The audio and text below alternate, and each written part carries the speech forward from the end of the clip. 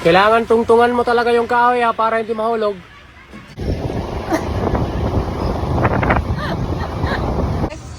I did it. Masaya sa likod. Kapit.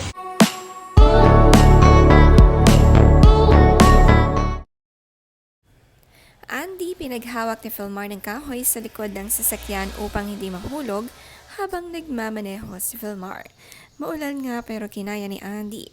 Seryoso nga niya itong hinawakan habang nakapayong. Nag-enjoy naman si Andy sa kanyang ginawa. Sakto lang din naman ang andar ni Philmar kaya safe na safe.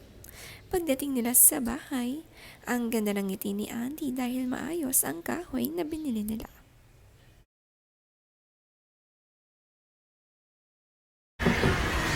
Kailangan tungtungan mo talaga yung kahoy ha, para hindi mahulog. Pati ikaw, wag kang mahulog. I'm ready. Okay. Diyan ka lang.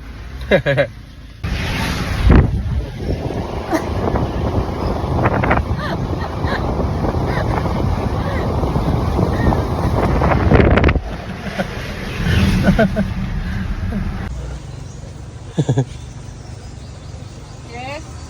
I did it. Masaya sa likod. Kapit. Look. Hala, can I see? Here's mine. Wow, nice. What is that? What is that? Tell me. Oh? Ano? Tic-tac-toe. Tic-tac-toe. Yeah. But I didn't cut.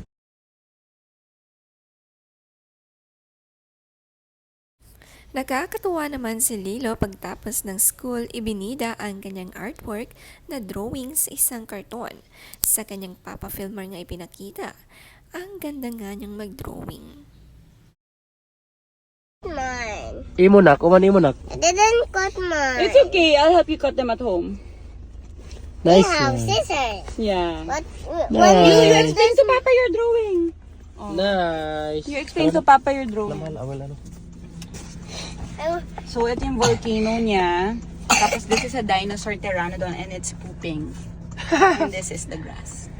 Wow. but I'm actually made And this one, I said, what about this? Actually, I made a mistake there. He said.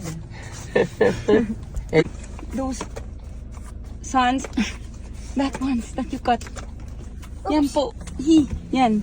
Na, sons, and what's the other one? You show Papa.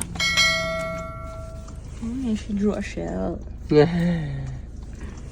Okay, very nice.